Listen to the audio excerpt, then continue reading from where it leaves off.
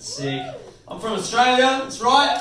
I'm actually, I'm half Colombian as well, because my mum's Australian, but she was backpacking around South America when she was 22.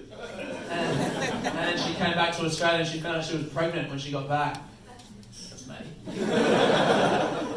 No, well, anyone else cocaine babies, or? She fucked up, hey. That's dumb. I love my mum, but that's dumb as hell, isn't it? She had unprotected sex in Colombia in the late 80s. Oh my god, read the news, man. Seriously. She's very lucky I'm not AIDS. Isn't it? Could have killed her instead of just ruined her dreams. Very lucky. Very lucky. She used to get mad at me when I was a kid for doing stupid shit. She would yell at me, Aiden, why do you make these stupid decisions? I was like, what was that, bareback backpacker? What was that, mate? Really? All of me dumb. This is why you're dumb. Right here, this is it. It's a 28-year hangover. You fucked up, lady.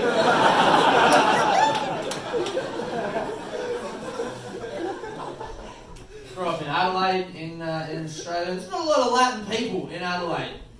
Not a big Latin community. There's a lot of Greek people, so everyone used to think I was Greek. That was the big guess. Especially Greek people, they'll get very excited when they saw me, like, bro, what's your ethnicity? What's that? Yeah, are you Greek? Bro, are you Greek? I had to explain to them, actually my biological father's from Colombia. And they're like, Colombia? So you're Greek? Hey! He's Greek, Jimmy, I told you there! There's Greek people, man. They're not all dumb, but the ones who are, they make it obvious, don't they? They really let you know. I used to, my nickname's Taco, because the first girl, when I was 15, first girl I ever kissed, thought I looked Mexican. She was like, oh, no! That's wild, isn't it? People often say to me, is that racist? Are you okay? Like they're angry on my behalf? And I'm like, I don't know. It's almost as if that 15-year-old girl didn't understand race politics. Crazy. Yeah, let's get her. She's the problem. Maybe it's racist, but that was my first kiss. Do you understand? There's more important shit out there than racism, alright? I was trying to kiss a girl. Maybe Taco's a bad nickname, but you know what's worse? Virgin. So I'll stick with Taco, I reckon. Never met the guy though, the dude that fucked my mum. Never met him. His name's Fernando, that's all I know about him. For real. Fernando. Isn't that wild? I used to tell people when I was growing up, like, there's this guy, his name was Fernando, and people were like, oh, so you've met him? I was like, no, just statistically, Fernando. It's going to be called Jeff, you know? We actually found him when I was 23. We found him on Facebook and we made contact. And I always thought that my mum was lying. Like, I thought as I got older, like, Fernando, if she didn't know and she just had to pick a Latin-sounding name, that would be the one that you would pick, wouldn't it? Like, maybe she saw the colour of my skin when I came out and made a decision, like, Fernando or Muhammad, what are we going with? This dude down is shaking his head. Oh, I don't know about that one, but it's my skin, mate, say what I want. Oh, I'm not sure. That's what Geordies sound like to me. Like ducks in the summer. We found this dude on Facebook, and I've got all this family over in Colombia who I've never met, right? They've all added me on Facebook, like 50 cousins and aunts and uncles and shit. And this year for my birthday, one of my cousins, Tatiana Correa, she messaged me on Facebook, and that's her name. What are you, laughing at fucking culture? How dare you? It's her name, and she messaged me, and my Spanish is like, I'll write a bunch of text, send it, and then I've got to check it in Google Translate just to see how I did, you know? So I messaged her, one of the things I said was, Espero que tu año haya estado lleno de felicidad, which means I hope that your year has been full of happiness, right? It's a nice thing to say. Año means year, you know the ñ with the little moustache on the top, that Spanish one that I got? Well, I don't have that key on my keyboard, so I just put año. I was like, that'll be the same. And then I checked, año means year, ano means anus. So I said to my cousin who I've never met before, I hope that your anus has been full of happiness. And you know what? No, I stand by it. Fuck it. I do, man. I hope she, I wish her the best. She's a lovely lady. I'm sure she deserves that.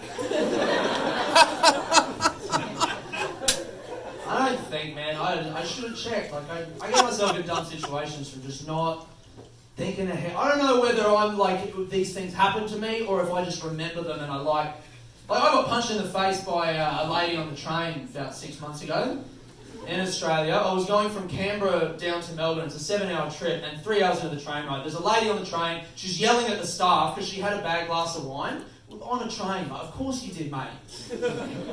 And she's yelling at this woman going, "This wine is awful, $7.50 for that." And that already is an interesting person, isn't it? Who's going to yell about a glass of wine. Like, normally the people who are really into wine aren't the kind of people who are going to yell about stuff, you know? If you're a connoisseur, if you don't like the wine, if you're really into it, maybe you don't like it, but you don't say anything. Those kind of people, they'll still tip and go home, but then the next day interest rates are up 2%, right? This lady's yelling, "Fuck you, fucking $7.50. Lady from the train runs out of the carriage. So now this crazy person has the run of the carriage by herself. She's pacing up and down the aisle. "Fuck you, fucking $7.50. About 3 or 4 minutes of that until there was an older lady, maybe 60 years old. She looked quite nice. She had on some jewellery, way too nice to be on the train. And she stood up to put something in her overhead compartment there and locked eyes with the crazy lady across the carriage. Crazy lady goes, "What are you looking at?" And this lady, without missing a beat, goes, "Sit down, you stupid cunt." Yes. I was like, how does she know that word? Man. And people were just getting their phones out at this point, just like quick video. Like, the crazy lady runs down the aisle shaking her, "What did you say to me?" And no one was doing anything. That was the crazy thing, is I'm 3 seats away, everyone's just staring, and I start thinking, is this my moment now? Is this... I've never been a hero before, you guys. I don't know how this... I mean, I've never hit a woman before either, but... You know, sometimes life backs you into a corner. So I stand up, and I'm trying to remember any UFC stuff that I've seen on TV just to remind myself, like, I've never been in a fight before. Violence for me is kind of like a threesome. I do fantasize about it, but I don't know if I've really got it in me to... I'm just walking over thinking, like, maybe I'll chop her. Give her a chop! Instinct takes over, I just grab her face, I'm like, "No!" She turns, bang, straight in my face, my hands go up, she's just hitting me. Well, I didn't even get the chance to hit her.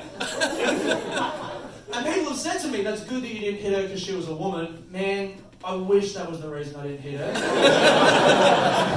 I wish I could say that. I said the reason I didn't hit her is because I was so scared. I didn't know what to do. I don't know if it's right to hit a woman or anyone ever. All I do know now is that when someone's punching you in the face, feminism doesn't seem that important. I was just thinking, if she grabs me, is my hair going to smell like cigarettes? The cops get her at the station, they take her away, and the police were interviewing me and the other lady, asking, like, we want to get a picture of what was going on before the fight, what happened, and this lady goes, "I just asked her to sit down." I was like, "Tell them what you said, man." It was so like... People kept coming up to me like, "Are you okay? That was horrific. What happened to you?" And I'm like, "Did it really look that bad? Come on. I thought I did it right. Like, get her back here. We'll go another 3 rounds. I'm embarrassed." One lady was like, "Would you like a tea?" I was like, "I would love a free tea." So about half an hour after the train set back off towards Melbourne, this dude came up to me. He was working for the train company. He wasn't there during the fight. He was one of these like big dudes, like a country guy, big beard, but the little legs, you know, top heavy, but still very dignified. And his like if a chicken was in the army, you know. He came up to me while I was sitting in my seat, and he looked at me and he said, "Mate, I wasn't there for the fight, but I heard what happened, and I just want to say thank you on behalf of everyone for standing up and doing the right thing. It's good to know that we have good people here." And then he looked in my eyes and he shook my hand and he said, "Good man." It felt so good. And as he walked off, I thought, I'm honestly so glad that that guy's never going to know that I didn't pay for my ticket to get on the train. Thank you guys very much. It's been lovely.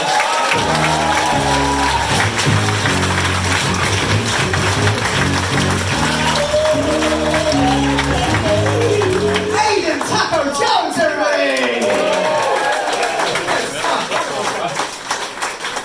I really enjoyed that. It was nostalgic. It reminded me of this time like 20